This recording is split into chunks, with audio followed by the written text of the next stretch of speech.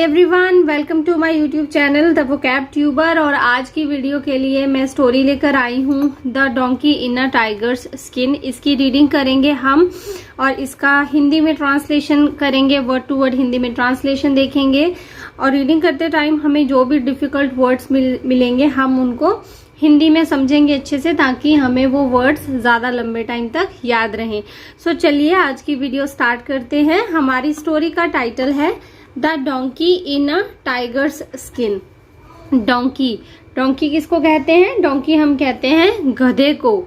इनका मतलब होता है में, अ टाइगर मतलब एक भाग। और यहाँ पे देखिए टाइगर्स, ये अपोस्ट्रोफी के साथ एस लगा है यहाँ पे देखिए, तो इसका मतलब होता है का या फिर की। सो भाग की, और स्किन का मतलब हुआ खाल। सो इसका हिंदी में जो ट्रांसलेशन होगा वो है कि भाग की खाल में गधा, एक भाग की खाल में गधा। चलिए आगे रीडिंग करते हैं कि स्टोरी क्या है। A miserly washerman had a donkey who became weak as the washerman didn't feed him properly. A miserly का मतलब होता है बहुत ही ज्यादा कंजूस व्यक्ति।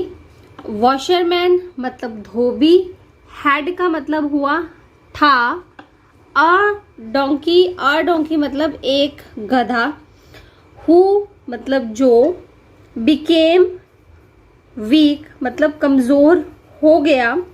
बिकम का मतलब होता है होना। यहाँ पे देखिए जो वर्ब है बिकम, इसका सेकंड फॉर्म यूज हुआ है बिकेम मतलब हो गया। ठीक है, बिकम मतलब होना, बिकेम मतलब हो गया। बिकेम वीक मतलब कमजोर हो गया, वीक का मतलब कमजोर। एज मतलब जैसे कि। वॉशरमैन मतलब धोबी, मैंने पहले भी बताया है आपको ऊपर वाली लाइन में इसका मतलब वॉशरमैन मतलब धोबी। Didn't feed him properly, didn't मतलब नहीं करता था। फीड मतलब किसी को खाना खिलाना। हिम मतलब उसे। प्रॉपरली मतलब अच्छी तरह से। ये सेंटेंस जो है देखिए, डिडंट फीड हिम प्रॉपरली, ये washerman didn't feed him properly, ये है सिंपल पास्ट टेंस जो है वो यहाँ पे यूज हुआ है, और इसमें भी नेगेटिव में यूज हुआ है। तभी आप देखिए जो वर्ब है फीड वो फर्स्ट फॉर्म में है, और जब भी हम डिड लगाते हैं जो वर्ब है वो फर्स्ट फॉर्म में यूज होता है। इंटरोगेटिव में और नेगेटिव में डिड लग जाता है, डिड या फिर डिडंट, तो वो वर्ब जो है वो फर्स्ट फॉर्म में यूज होती है वहां पे। सो एक धोबी के पास एक गधा था जो कमजोर हो गया, क्योंकि धोबी गधे को अच्छे से खाना नहीं खिलाता था। The washerman took a tiger skin and covered his donkey. धोबी ने, टुक मतलब टेक का मतलब होता है लेना, सो टुक का मतलब ले लिया। ठीक है, टुक टाइगर स्किन मतलब बाघ की खाल। धोबी ने बाघ की खाल ली और कवर्ड हिज डोंकी, कवर्ड का मतलब होता है उसको पूरा ढक दिया, ओढ़ा दिया। किसको? अपने गधे को। उसने एक बाघ की खाल ली और अपने गधे को वो उड़ा दी, या अपने गधे को उससे पूरा ढक दिया। Then he left the donkey to graze on the farmer's field in the night. Then मतलब तब, पर हम यहाँ पे इसका सेंस जो लेंगे ना वो फिर के सेंस के लिए लेंगे। ठीक है, ही मतलब उसने, लेफ्ट मतलब छोड़ दिया, लीव का मतलब होता है छोड़ना, लेफ्ट मतलब छोड़ दिया। द डोंकी मतलब गधे को। टू ग्रेज का मतलब होता है घास चरना। ऑन द फार्मर्स फील्ड किसान के खेत में घास चरने के लिए नाइट में उसको छोड़ दिया। फार्मर्स यहाँ पे देखिए अपोस्ट्रोफी के साथ एस लगा है। हमने ऊपर भी मैंने आपको बताया है कि जब ऐसे अपोस्ट्रोफी के साथ एस लगा होता है तो उसका मतलब होता है का या फिर की। तो किसान का, फील्ड का मतलब हो गया खेत। इन द नाइट मतलब नाइट के, रात के, रात्रि के समय में उसने अपने गधे को बाकी खाल उड़ा दी। फिर उसने गधे को घास चरने के लिए किसान के खेत में रात को छोड़ दिया। The frightened farmer hid when he saw the animal that night। फ्रिटेंड का मतलब होता है घबराया हुआ, ठीक है। फ्रिटेंड का मतलब हो गया वो घबरा गया, ठीक है। घबरा गया कौन? फार्मर मतलब किसान। और हिड मतलब छुप गया, पीछे किसी चीज के छुप जाना। वेन मतलब, वेन का मैसे मतलब होता है कब, पर यहाँ पे हम इसका यूज करेंगे जब के सेंस के लिए। ही सो मतलब उसने देखा। सॉ, सी, सॉ, सीन। सी होता है फर्स्ट फॉर्म जिसका मतलब होता है देखना। यहाँ पे है सॉ, सॉ मतलब देखा। ही मतलब उसने देखा। द एनिमल मतलब जानवर को। दैट मतलब उस, और नाइट मतलब रात। किसान डर के मारे छुप गया जब उसने उस रात जानवर को देखा। बट द नेक्स्ट डे, परंतु अगले दिन, द फार्मर थॉट हार्ड, किसान ने बहुत सोचा।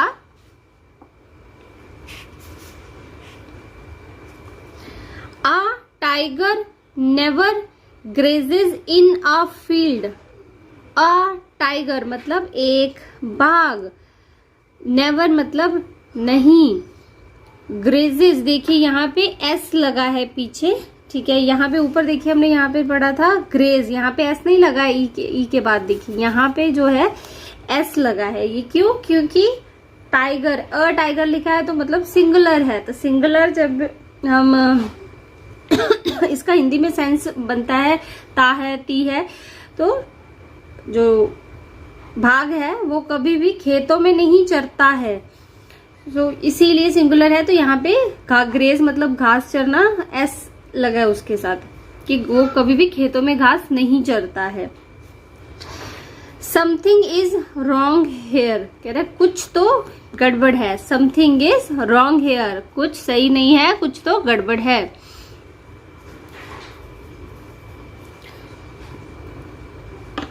दैट नाइट मतलब उस रात, the farmer hid behind a tree in the field.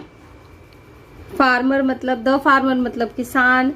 Hide मतलब छुप गया। बिहाइंड का मतलब होता है पीछे। किसके पीछे? अ ट्री मतलब एक पेड़ के पीछे छुप गया।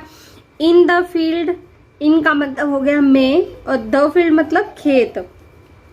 सो उस रात किसान खेत में एक पेड़ के पीछे छिप गया। It's only a donkey in a tigers skin, कह रहा कि ये तो सिर्फ एक गधा है बाघ की खाल में। इट्स ओनली, हम जो एनिमल होते हैं ना उनके लिए भी इट का यूज करते हैं, ठीक है। और ये इट इज, ठीक है। It is only a donkey in a tigers skin. The farmer said as he saw the animal from up close। The farmer said मतलब किसान ने बोला। as he saw जैसे उसने देखा। the animal मतलब जानवर को। from up close मतलब पास से। किसान ने बोला कि ये तो सिर्फ एक जानवर है। जब उसने जो गधा है उसको पास से देखा, पास से देखने पे किसान ने बोला कि ये तो सिर्फ एक जानवर है। But I would better make sure, कह रहा है कि परंतु मुझे पूरी अपनी तसल्ली कर लेनी चाहिए कि क्या ये जानवर ही है। But I would better make sure, परंतु मुझे पूरा जो है तसल्ली कर लेनी चाहिए। The farmer imitated the sound of a donkey's braying।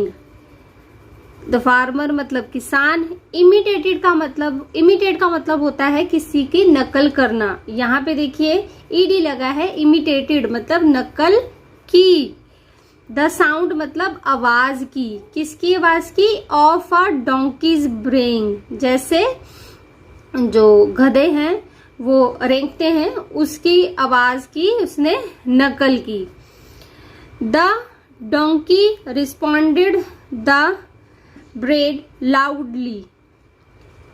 The donkey मतलब गधे ने रिस्पॉन्डेड मतलब उत्तर दिया, और हनकना जो है, ठीक है, जैसे वो आवाज करता है, उसने जोर जोर से आवाज करना शुरू करा।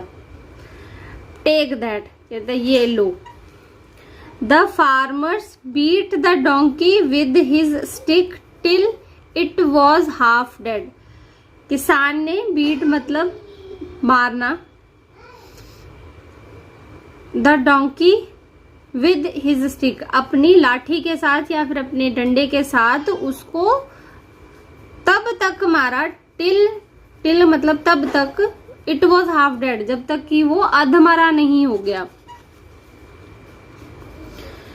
The washerman saw his donkey lying in pain the next day. कह रहे धोबी ने सॉ मतलब देखा, हिज मतलब अपने, डोंकी मतलब गधे को, लाइंग इन पेन दर्द में लेटे हुए, in next the next day मतलब अगले दिन।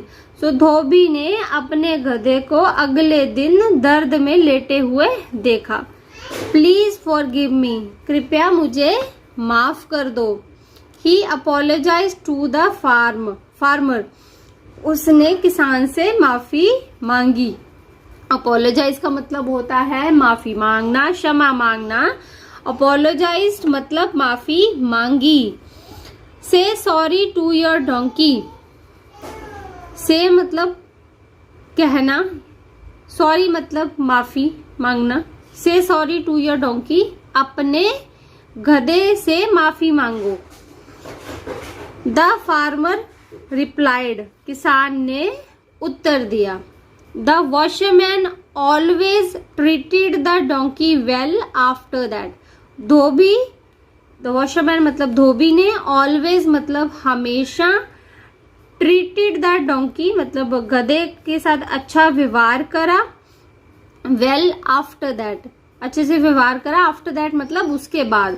सो धोबी ने उसके बाद हमेशा अपने गधे के साथ अच्छा व्यवहार करा। सो फ्रेंड्स, ये थी हमारी आज की story, the donkey in a tigers skin. I hope आपको ये स्टोरी अच्छी लगी होगी। ये किड्स बुक से मैंने आपके साथ ये स्टोरी शेयर करी है। अगर आपकी तरफ से मेरे लिए कोई सजेशन है, प्लीज आप कमेंट बॉक्स में मुझे लिख के बताइए, और आप क्या चाहते हैं वीडियोस में, किस तरह की वीडियोस मैं बनाऊं ताकि वो आपके लिए और हेल्पफुल हो। अगर आपको ये वीडियो अच्छी लगी है, इसको लाइक करिएगा और चैनल को प्लीज सब्सक्राइब करिएगा। मुझे आगे बढ़ने के लिए आप सबके प्यार सपोर्ट की बहुत जरूरत है। सो मिलती हूँ नेक्स्ट वीडियो में। God bless you all.